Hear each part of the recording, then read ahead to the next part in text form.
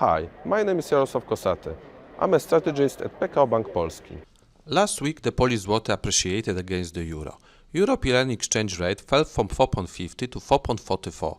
Last week's European Commission outline of the recovery fund for EU countries mostly affected by the COVID-19 pandemic additionally supported risk-on attitude in Europe, which emerged after a joint Franco-German declaration.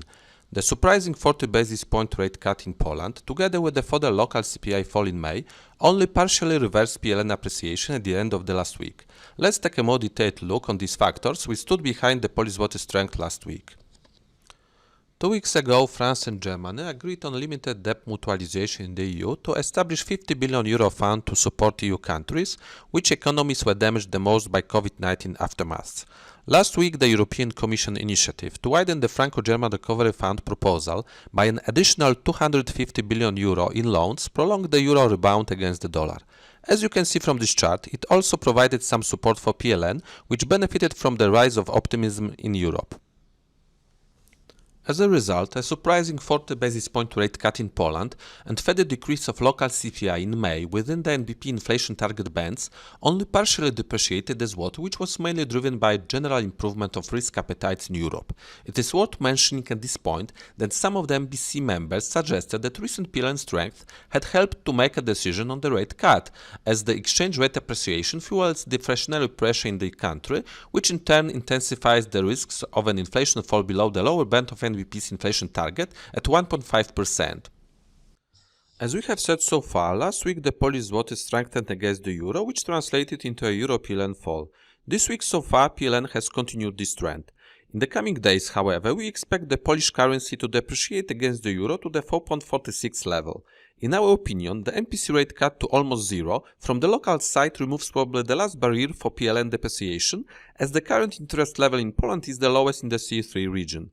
Poor German industrial orders should revive negative expectations towards the Polish economy and thus should support the rebound of euro-PLN in coming days. Further weakening of US labor data can only fuel recession fears and dampen global investment sentiment towards emerging markets. Let's take a closer look on these factors. This chart shows that after last week's surprising rate cut in Poland, the cost of money in Poland is currently the lowest in the CE3 region. The policy rate in Czech Republic is currently at the level of 0.25% and in Hungary 0.9%, whilst in Poland it equals almost zero as the policy rate is of 0.1%.